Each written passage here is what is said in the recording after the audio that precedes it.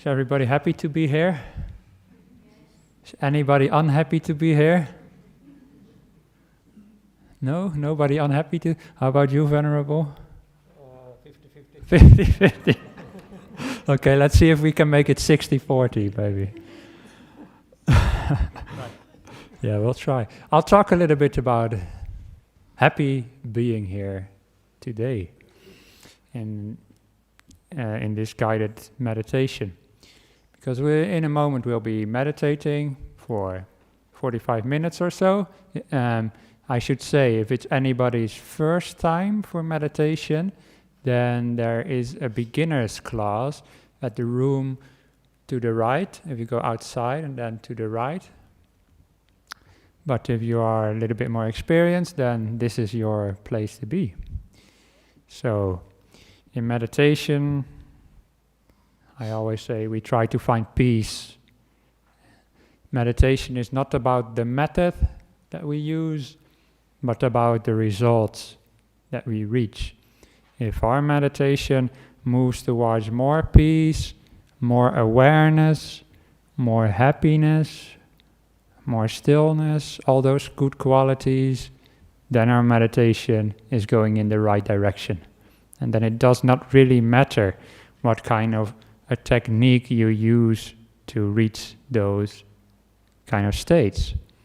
You know, so many people here today, and you all have different states of mind walking into this hall. There's people watching online as well, and their minds are in different places. So it's hard to give like a general teaching about meditation that is perfectly applicable to each and every one of you right now today. But I'll try to teach something that might be useful to some of you. But if I teach anything you don't think it's useful, then just meditate in your own way later on. Anyway, I said about meditation that it is about finding peace.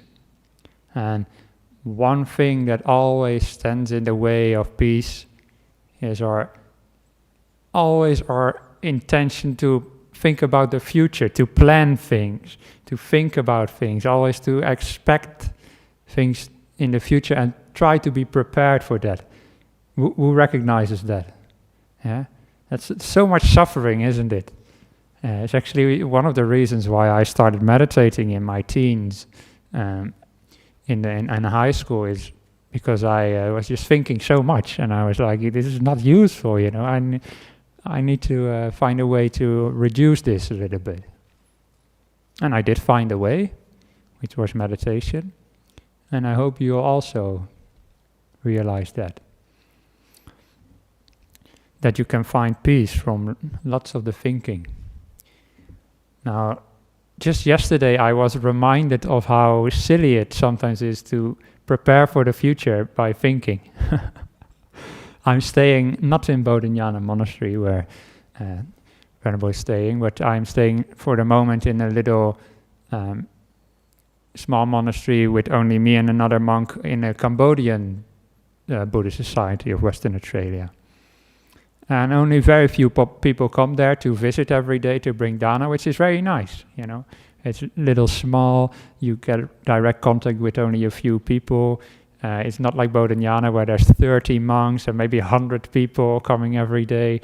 And that's also nice. That's very inspiring, but it's nice also to have it really small. Just a few people, maybe one family comes to bring you food. And it's nice. It gets also more up close. Now, the reason I'm saying this is yesterday a family came, two grandparents with their two grandchildren boys. I suppose it's school holidays right now, so they took their grandchildren with them. And before lunch, they offered the dana. Before they offered the dana, they said, "Oh, can you teach our boys about Buddhism?" And I was like, "Oh, yeah, but let's maybe we can do the dana and the food first because we have to finish before 12, the monks. So let's do that first. I'll speak to them afterwards.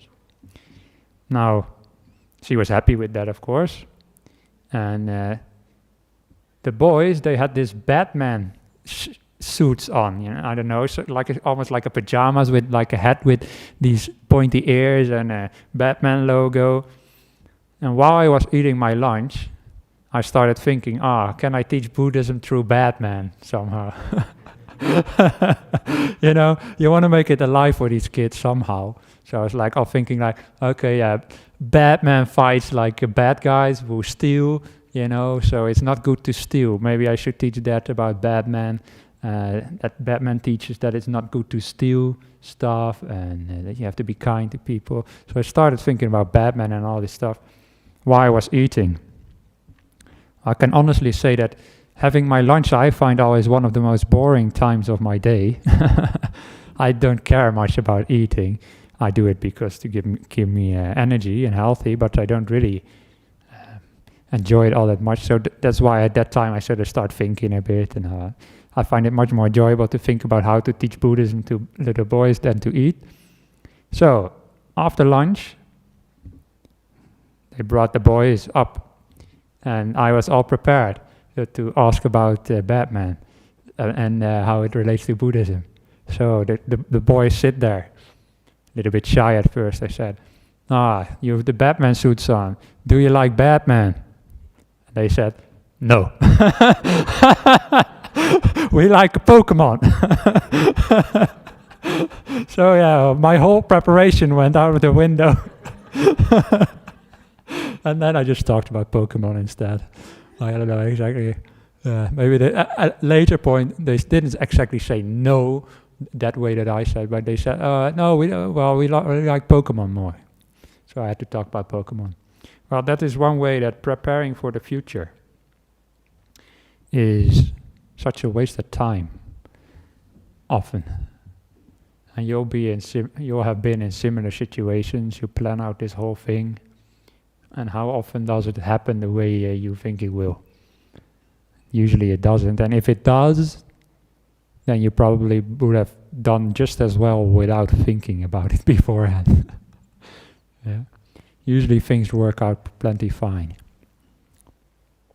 So in meditation, we try to move beyond that planning, thinking mind, the one that always tries to be prepared for everything, and just be in the moment as it is and enjoy the moment, to really find peace in the moment and happiness in the moment.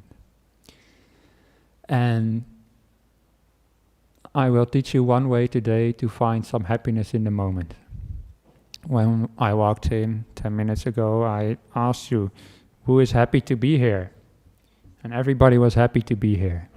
And nobody was unhappy to be here. Or otherwise, maybe they were unhappy, they didn't put their hands up. Venerable was 50% happy, 50% unhappy. How about now? Are you a little bit happier already? Still 50-50? Okay. Well, yeah, your meditation will have to do it. It's not going to be my talk. That's good. And I've been giving a workshop today with Ajahn Brahmali about the Buddhist text. Some of you have been there.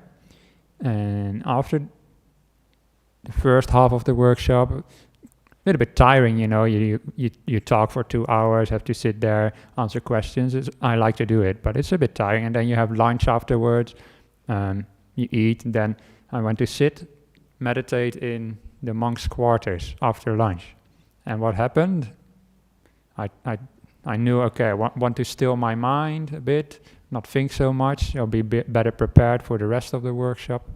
And what happened? I started falling asleep, of course. Sometimes it's perfectly fine to just nod off a bit in meditation, but I remembered something that I have taught last week in the workshop, to find inspiration in something.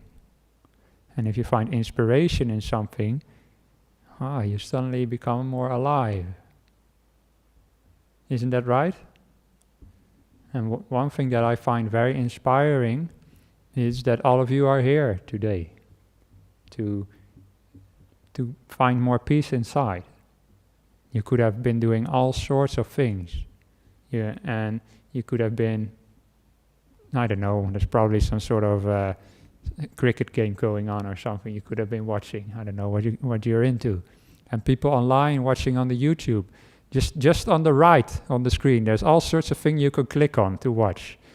But you're watching this because you want to find peace inside. And that's really inspiring to me. And if you use that kind of inspiration as a meditation object, you could say, you can really uplift your mind and find some happiness within. And if you're happy, you become more bright. You also become more in the present, because lots of our thoughts are about the future or maybe the past is because we are not already happy where we are. We want something else. We want to prepare, have something else. That's why we think about the future often. But if you're inspired, happy to be here, you get lots of joy. And you can actually take that feeling of joy and inspiration and make that something to develop in meditation. Yeah? You start with a little bit of inspiration in whatever, but today I will talk about being inspired by other people practicing together. Wow, you're like, oh yeah, it's really nice that everybody's here. Then you start reflecting on that and feeling what it feels like, and you become, wow, it's not just really nice, it's really, really amazing that all these people are here. Wow, I see some of you smiling already. You start understanding what I'm talking about. And then in meditation you can actually make that your thing, that inspiration, that happiness, and see if you can make that somehow more stable. And at least it will remove some of your tiredness and your restlessness. And this is one way the Buddha also taught. I'm not inventing anything new here. He said, pick up some inspirational thing and find the joy in that. So, is it okay if I do a little guided meditation having to do with that in a moment? Yeah? Well, if it's not okay, the doors are over there. But also, you can also do your own meditation while I'm talking. Because often people come here exactly because it is inspiring to be with people. And not so much for the teachings, just to be here together. When I was a lay person, I also meditated in my own home, but also with a group of Buddhists. Every week we came together in one of our homes, and we would meditate together there and share Dhamma and other things together. This was in the tradition of Thich Nhat Hanh, and who of you might know, he really set up a really good lay community. They have their specific ways of practicing. We can take an example from that, I believe, over here. But what I realized is often I came to those groups, I got better meditation than I did at home. And the reason was that I already sat down, being happy to be there with all those people, feeling some inspiration, and also just the energy of the group helped as well. So that is the same thing here. And I hope you will feel some of that, and that makes some sense to you. Okay. So, having given that general introduction, I will now guide you through some meditation. But again, feel happy, if you feel like to do your own meditation, and then just don't listen to me.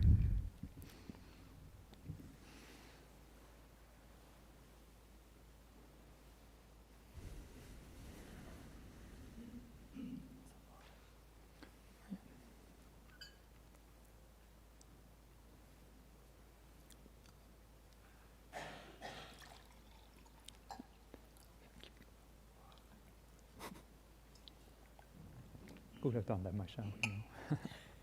Okay.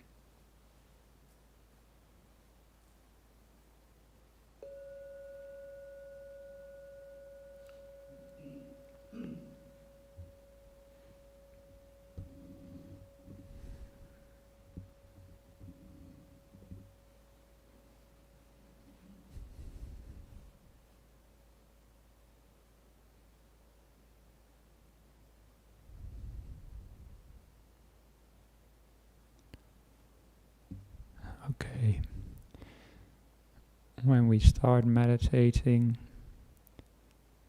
whatever type of meditation we will do, first of all, make sure you're sitting in a comfortable posture. So just bring some awareness to your body and adjust it in whatever way necessary, that it is more at ease and more comfortable.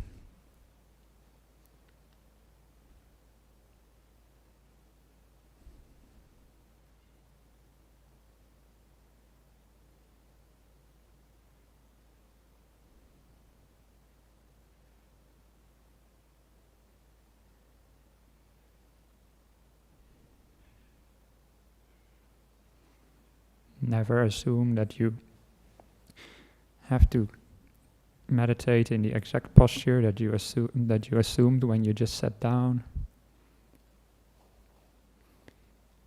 I am moving a lot myself, actually, so you feel free to do that as well, just to make your body more comfortable.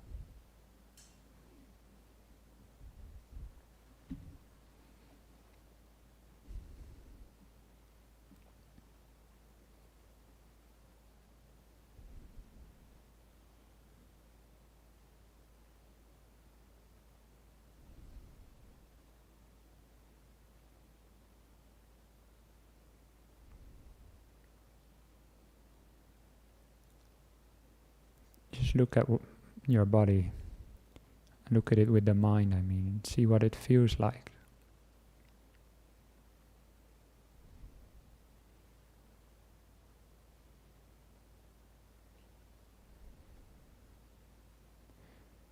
Is there anything you can do to make your body more comfortable? Change the angle of your back, maybe. The position of your knees.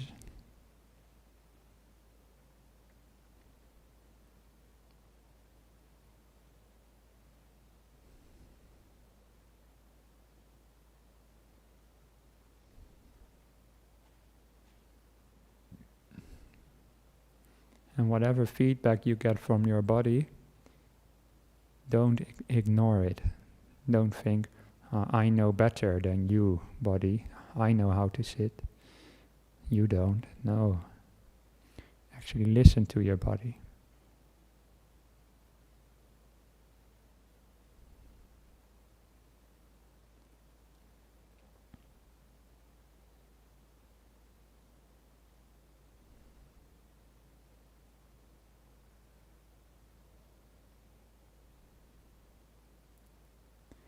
Once you've got a reasonable posture, feel free to still adjust it. But once you have a decent posture, see if you can relax your body a bit more deeply.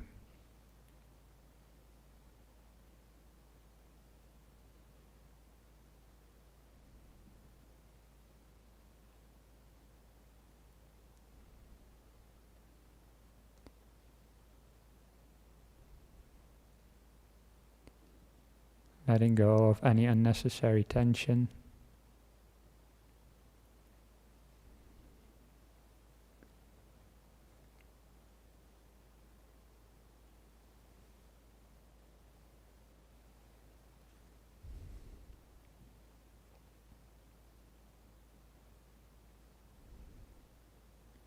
Just letting your muscles become softer.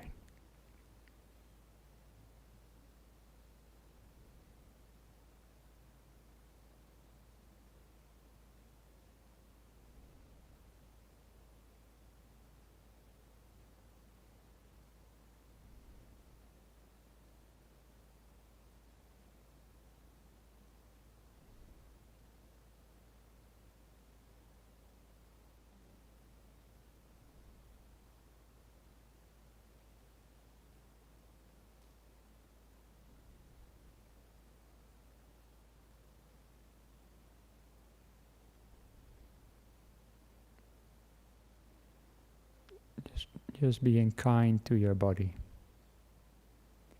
There will be some pains and aches, but don't turn them into an enemy. This is just the way your body is right now. And your job is to take care of it. Be kind to it.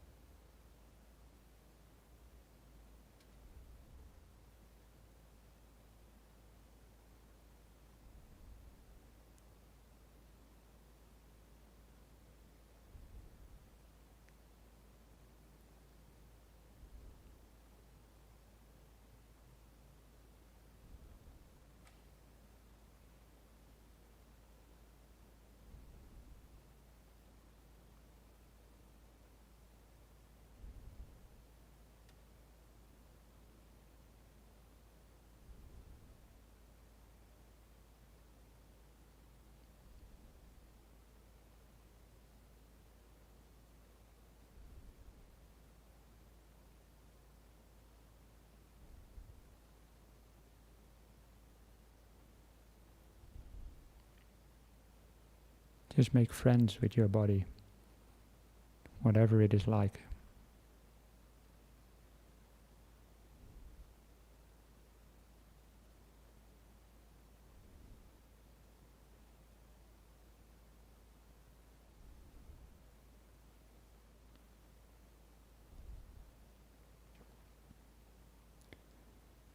You can keep doing this relaxation of the body if you feel like, or you can return to it later whenever you feel like.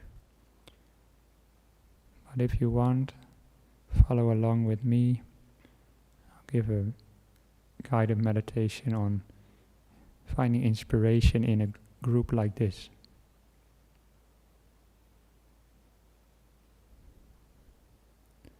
Because once the body is relaxed, we can start relaxing the mind as well.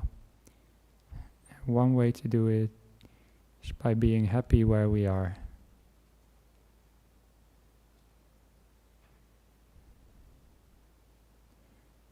And just bring into your awareness the presence of all these lovely people here in this room. Or if you're listening on the internet, other people who are also meditating at this time.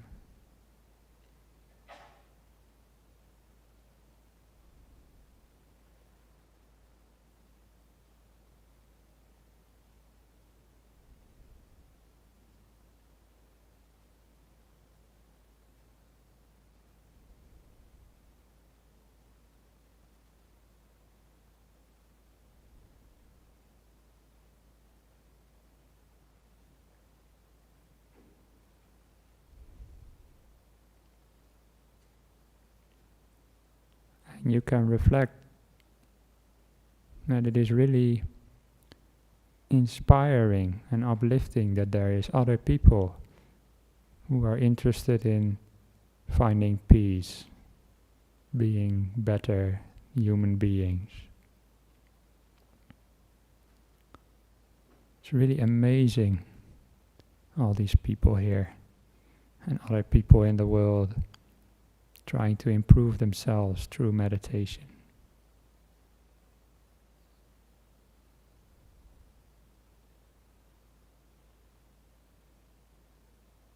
People trying to do the right thing, even if sometimes it is difficult.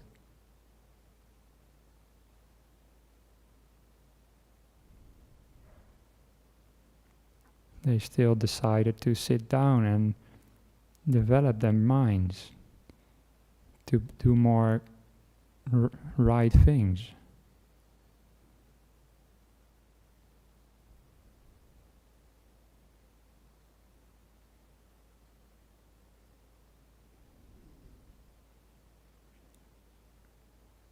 And all these people here in the hall, they're really your spiritual friends, your Kalyana Mittas.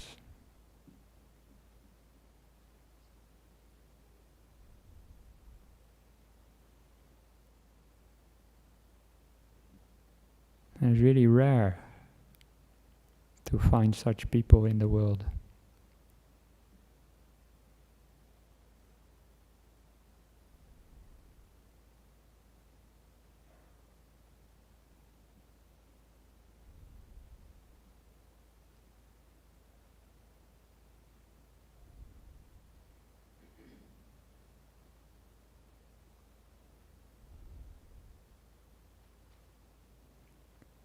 Just in your own ways, your own words,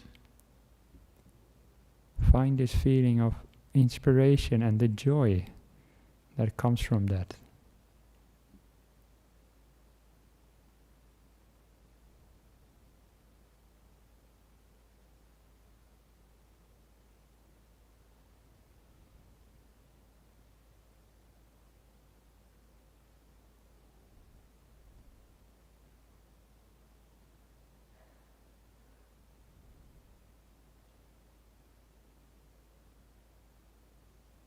Maybe you find it also very inspiring that the monks are here and the nuns who were here earlier today as well.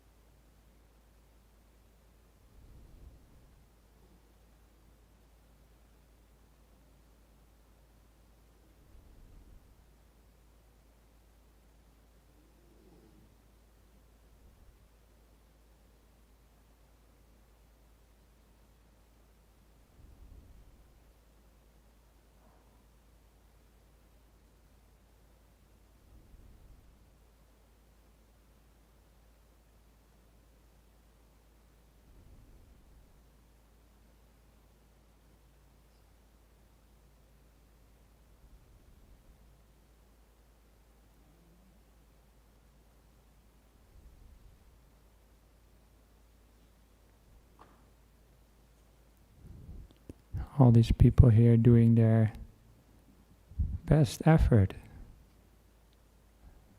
to find peace within.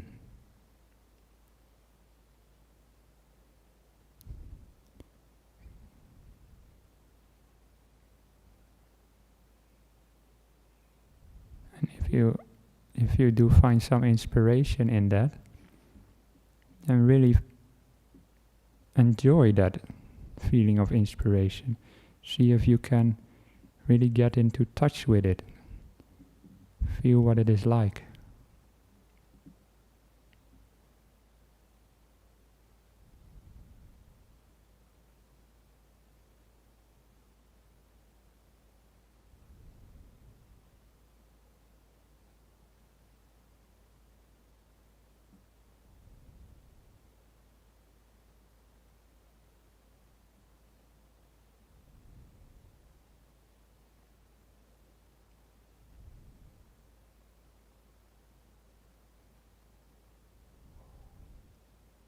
It might also be helpful to put a little smile on your face.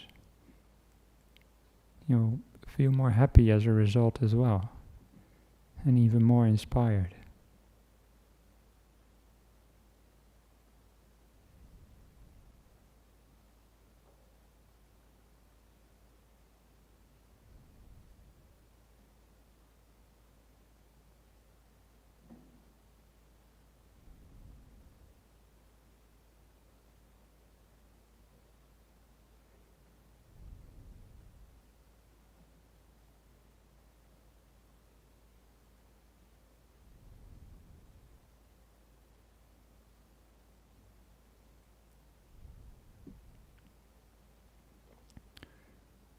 And you should also be inspired that you are sitting down here today.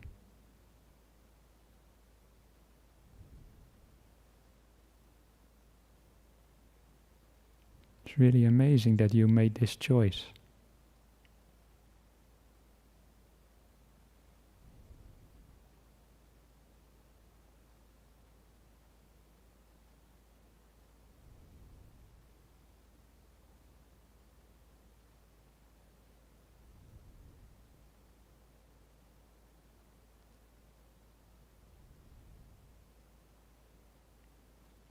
Now, whatever level of inspiration you might feel as a result of these reflections, see if you can let it stay.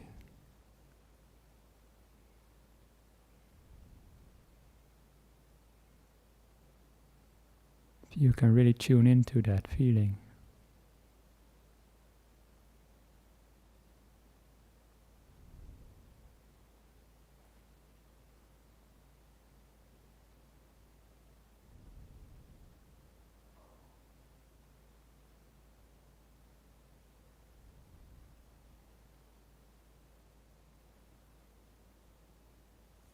You might even be able to make it grow. And to not just feel inspired, but also joyful because of that.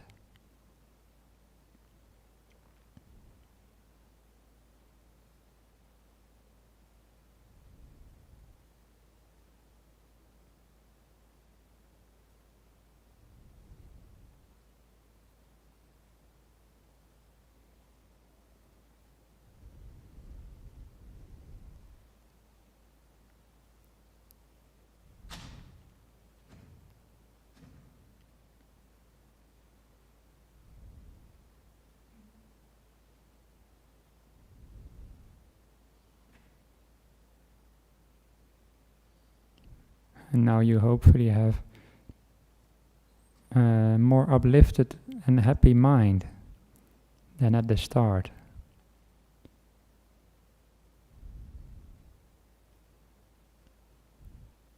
And such a mind is a good springboard into the rest of meditation.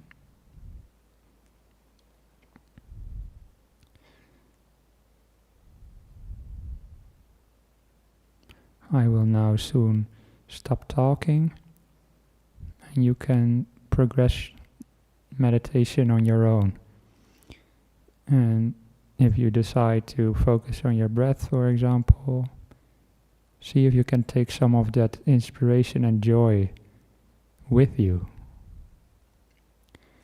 If you decide to just be in the present moment, it's the same thing. See if you can hold on to some of that positive emotion.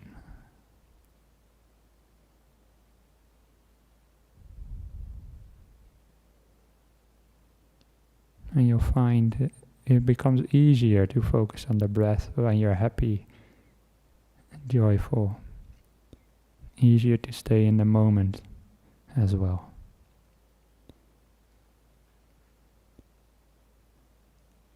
I'll now let you meditate on your own for about 25 minutes.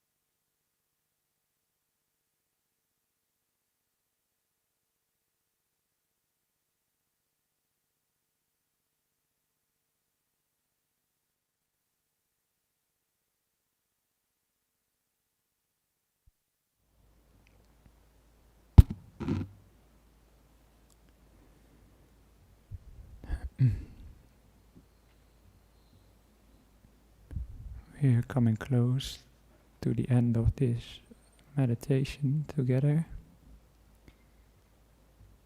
And by now, maybe your mind have drifted a bit.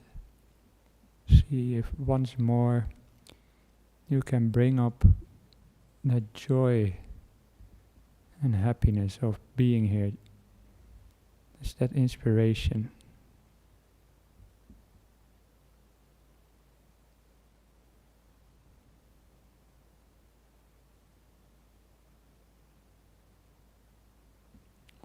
Whatever those words mean to you, joy, happiness, uplift.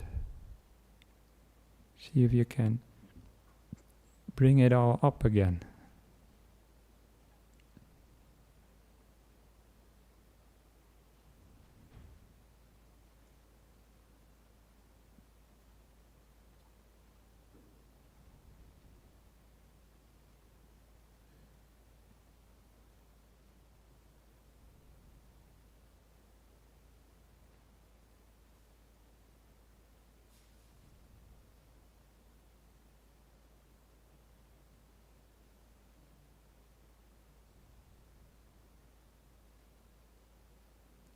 See if you can make it stronger.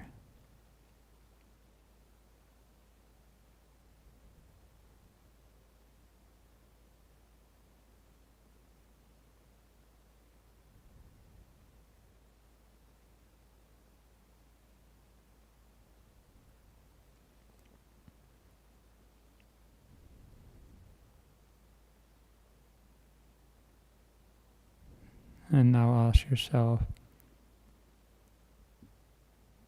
how do I feel?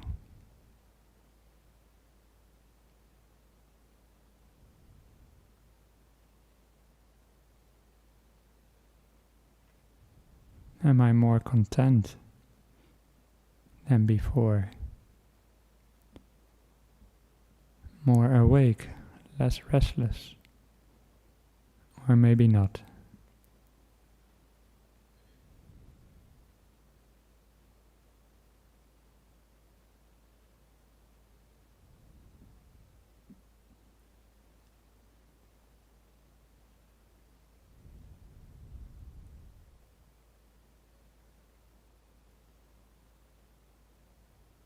I'll now invite the bell at the end of the third ringing. It's time to open your eyes and come back into this hall.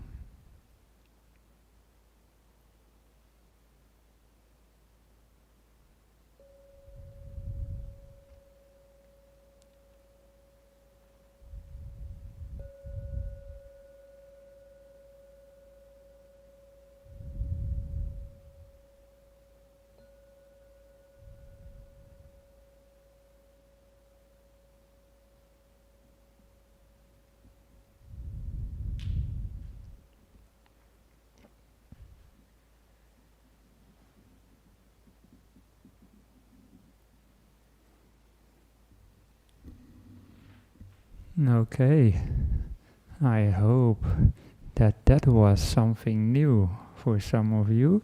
Maybe something, thank you for the tablet, something to bring you some happiness as well.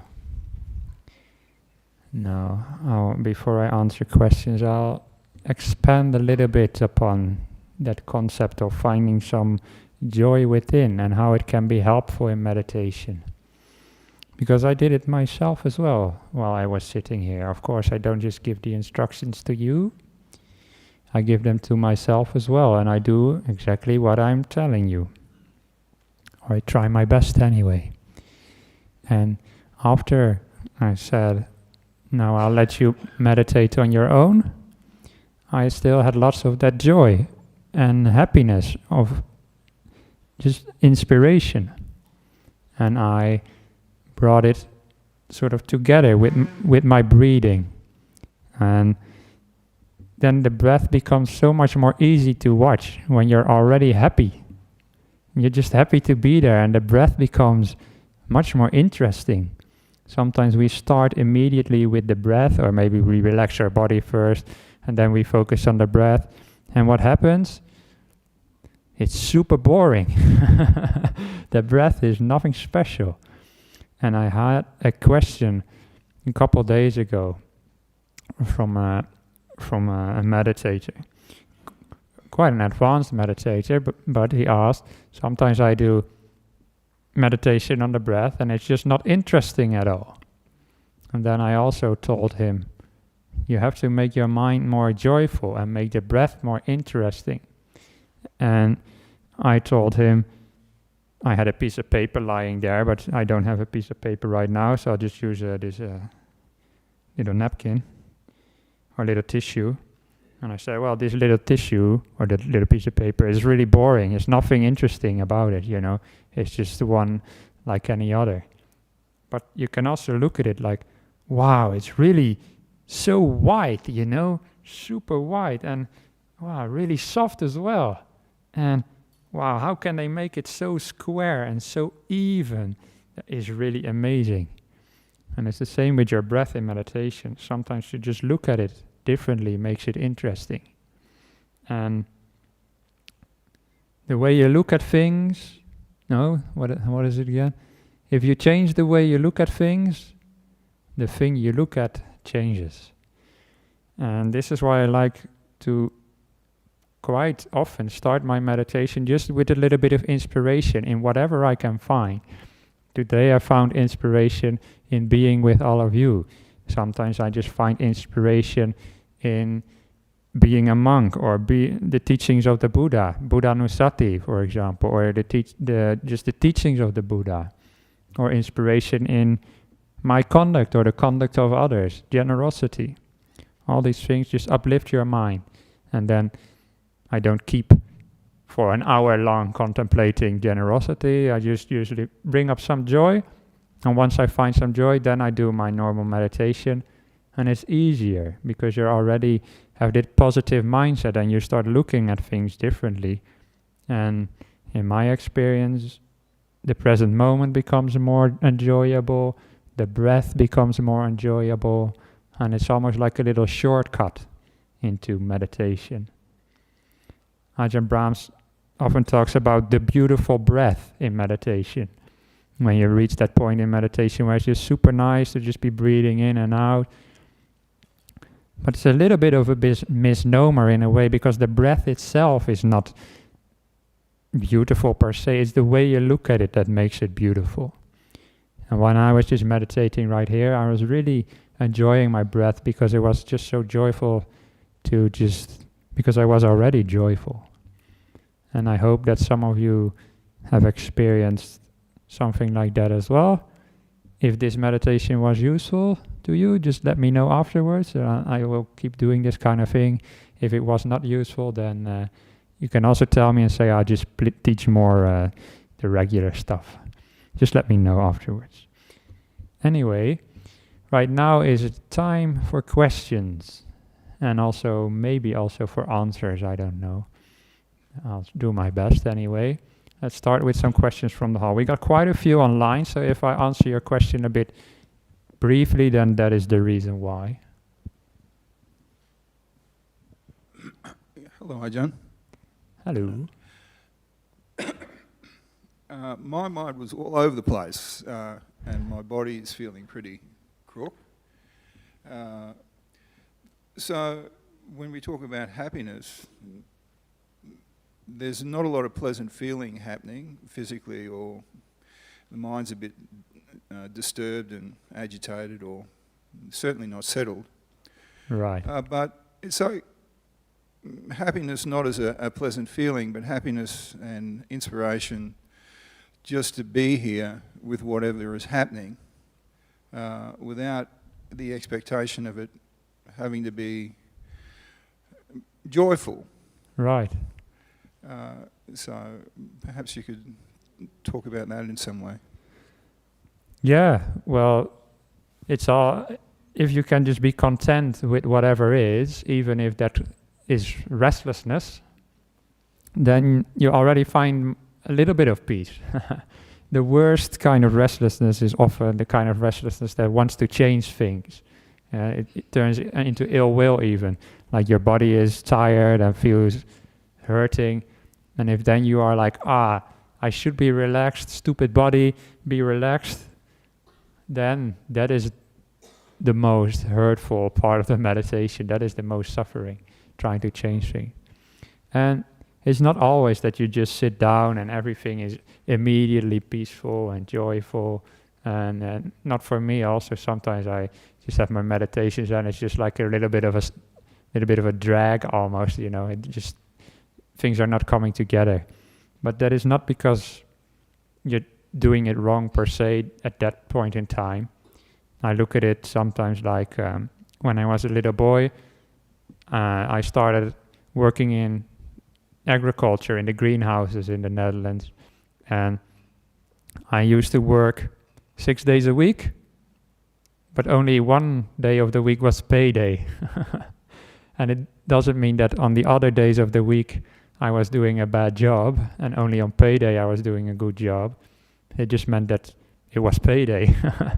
Yeah, and it's the same with meditation sometimes. Sometimes it just doesn't work, but it's not because you're doing it wrong, it's just because it's not payday in meditation. Yeah, so it's just you're putting together the foundation every time you're meditating, and then once in a while it'll be much more peaceful than other times, and that is just because you've prepared for it with all those other times. Yeah, and the better you get at it, the more experience you have, the more often it will be moved towards more peace. Yeah. Thank you for that question. Any other questions from here? There's one in the back there.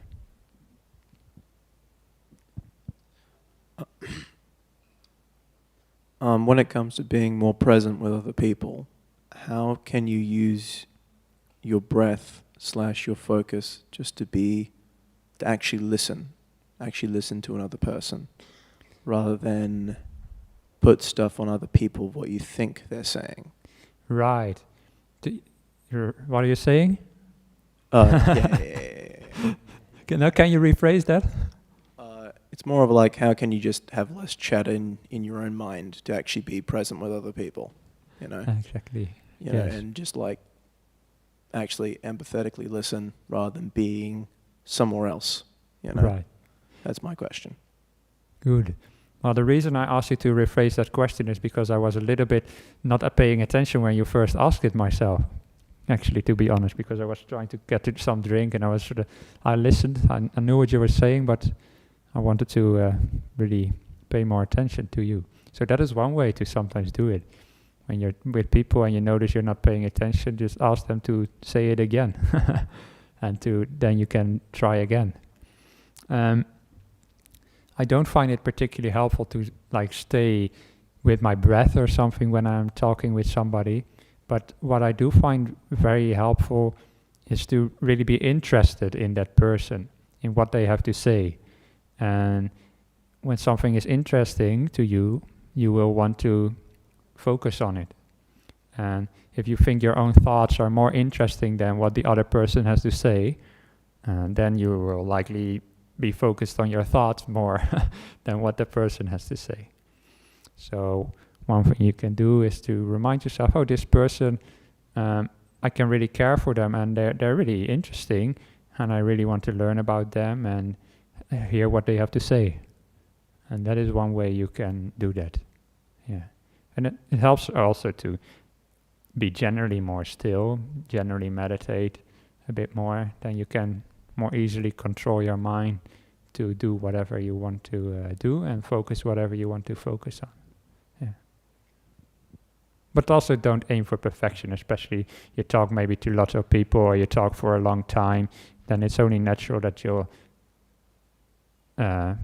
not be able to be with them 100% all the time. You just do the best you can, and just be good enough. Yeah, that's a nice question. Not per se meditation related per se, but a very good question actually. Maybe something to pick up on in a talk one day. Yeah, when I said before that I used to practice in this tradition of Thich Nhat Hanh, and then we used to do this practice of what did we call it again? Mindful listening. So you sit in a circle and everybody tells you a little bit about what's going on in their life if they feel like it, and then you just sit there and listen and don't judge, and you don't give any reply. You just be there and accept it basically, or just let them say their thing. That is a nice thing to do, to actually practice it purposefully with people who want to develop the same kind of mindset. Yeah. Okay, I see no more hands here, so I'll do some questions from online. Karen from the Netherlands, that's a beautiful country you're from, asks, Dear Ajahn, I find it difficult to start meditating, but once I have, I really enjoy it. Do you have advice on how to get myself to sit down? Well, I do recognize that to a large extent, because often you sit down to meditate and it's not really nice, it's a little bit unpleasant. And you'd rather not do it. It's almost like once you sit down to meditate, it's like you suffer more in the beginning. Then if you would not have started meditating, you might have had an easier time. That's what it feels like to me sometimes. But then I have to remind myself that is only in the beginning of meditation, often. Sometimes it stays that way, and maybe for you in the back today it was like that. But often it's only like the first 10, 15 minutes, maybe a bit longer or shorter, but it's like it settles. Yeah, the mind and body become more peaceful. And to keep that in mind, that meditation is like an investment. It's not like you want to sit down and immediately be peaceful. That often doesn't work. And often at the end of meditation, I ask people, how do you feel now? And I did that today as well, right? How do you feel now? And I hope that many of you found that you were really peaceful. And I also sometimes ask people just to remember that this is possible in meditation. And don't forget what is possible in meditation. So just to remind yourself that how do you get yourself to sit down is to have some motivation to see what beneficial results can come from sitting a little bit longer. Yeah. Sometimes people meditate maybe only 5 minutes or 10 minutes, but sometimes that's not enough to find peace. And so they only are in that time of meditation when it's just feeling more unpleasant than before, than not meditating. So sometimes I encourage people just to go longer than that. Sometimes it takes myself maybe even half an hour or something to get into that zone where it starts becoming really pleasant. So recognizable, but just remind yourself of the possibilities of peace. Dear Sunyo, I never fall asleep when I meditate lying down. Does that mean I am hyper alert, or is that a good thing? Also, how do I stop salivation when meditating, specifically when lying down? Thank you, Kushan. Well, if you never fall asleep lying down, then that might be a good thing. Yeah. Most people will fall asleep lying down, actually. I would sometimes also meditate lying down, and I'm actually pretty good at it as well, but that's only because I practiced it. If you're naturally good at it, then it is really good, actually. Don't worry if you're hyper alert or whatever. Just find peace, yeah? Maybe you're not falling asleep. Sometimes that's because you're still a little bit too restless. But it might also be that you're just alert. I can't really tell if it's good or bad from here, to be honest, but I do think it's generally a good thing. Now, for other people who might want to meditate lying down, is when you do that, it's often helpful to remind yourself beforehand, okay, I'll be meditating now and not sleeping. And maybe Kusang is doing that like naturally. Okay, I'm meditating now, not sleeping, even though it's the same posture. And you have a different mindset, and because of that you'll not fall asleep as easily, because you remember you're not supposed to fall asleep during that time. About how do I stop salivation when meditating? I don't think you'll stop salivation. It just keeps going, but stop focusing on the salivation and just let it be natural.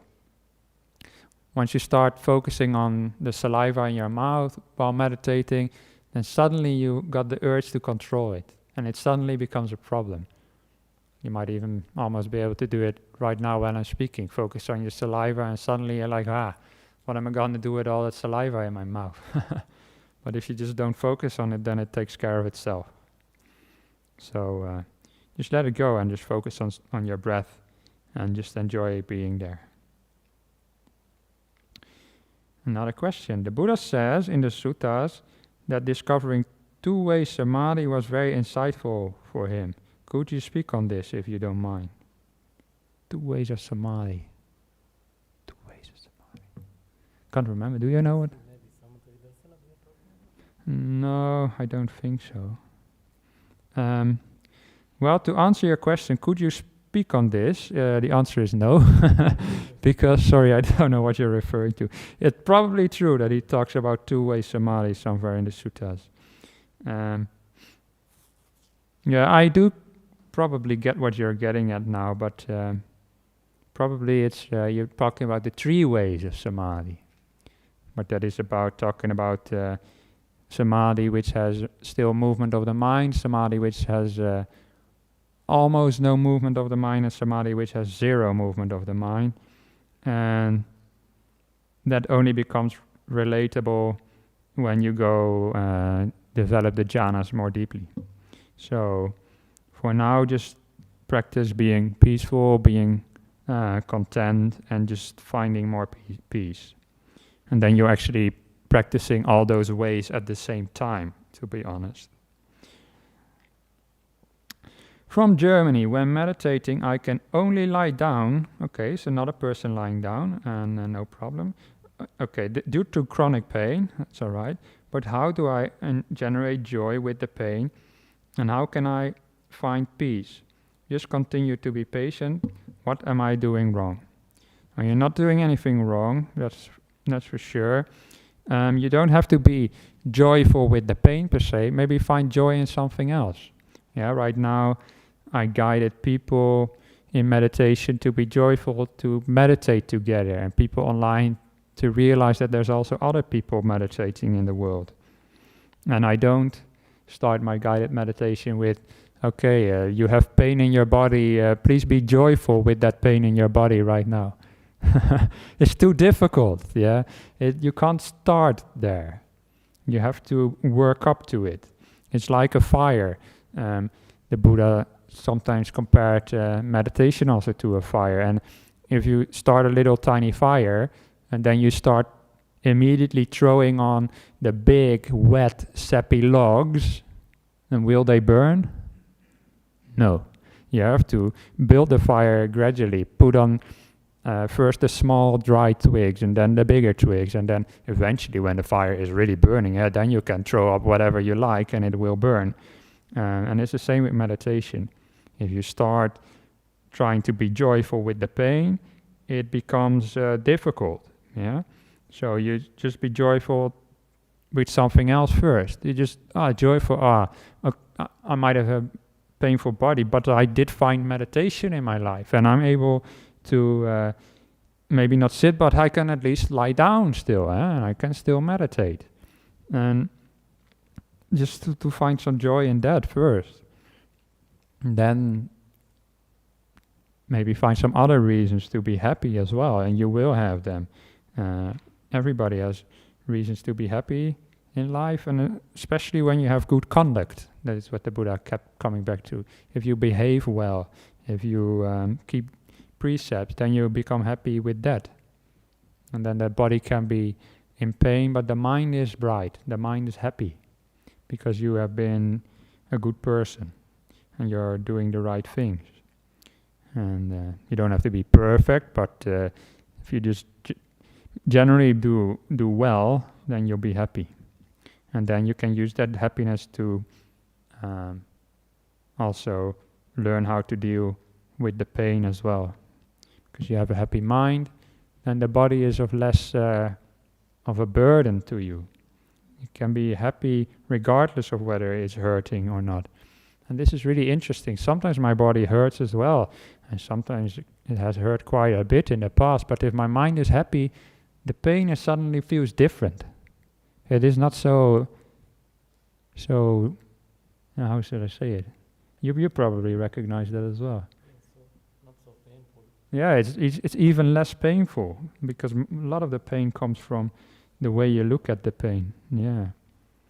One time I was making a cup of coffee, or no, tea in my, doesn't matter whether it was coffee or tea actually, but I was boiling some water, whatever it was for, in my hut in Bodhinyana.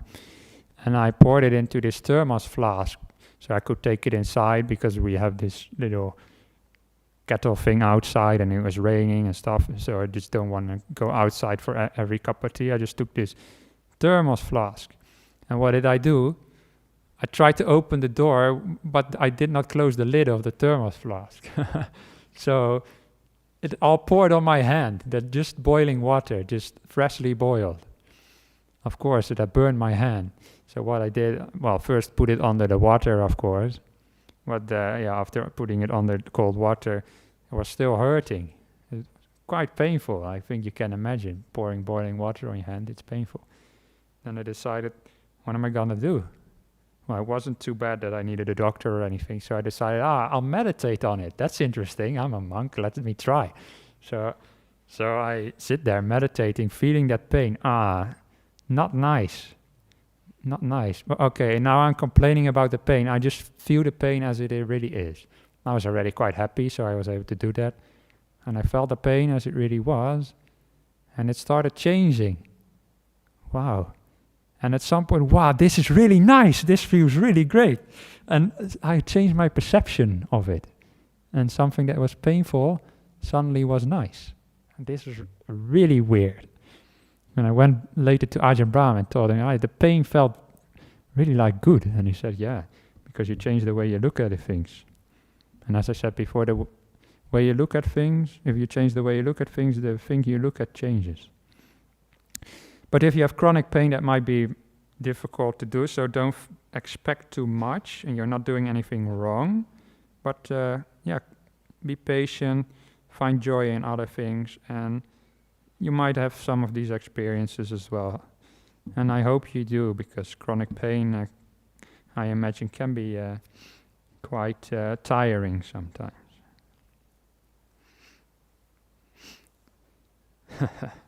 What is the best way to meditate when one has a clogged nose or a stuffed nose?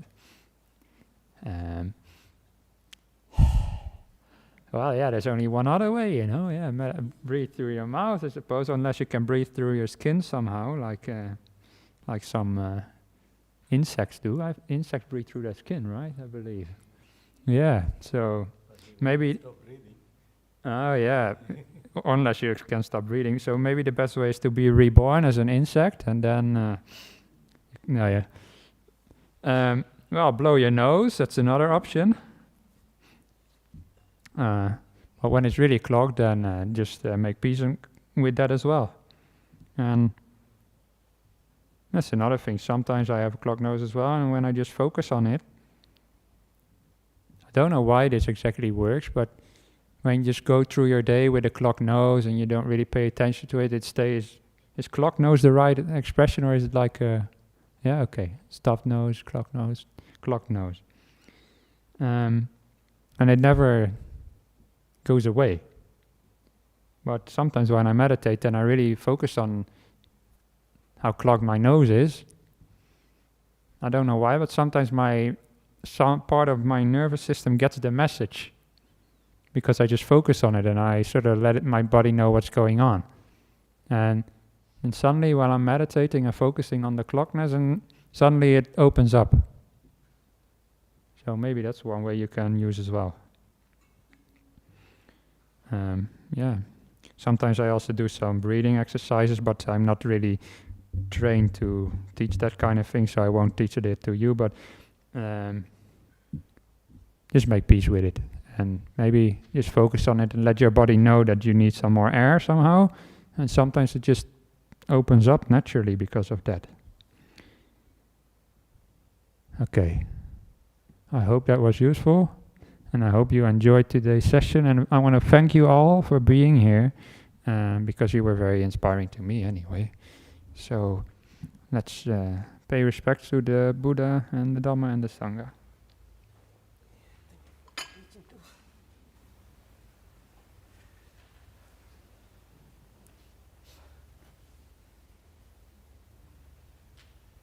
Arahang Sama Sambuddho Bhagava Buddhang Bhagavatam Abhivade Swakato Bhagavata Dhammo Dhammang Namasami Supatipanno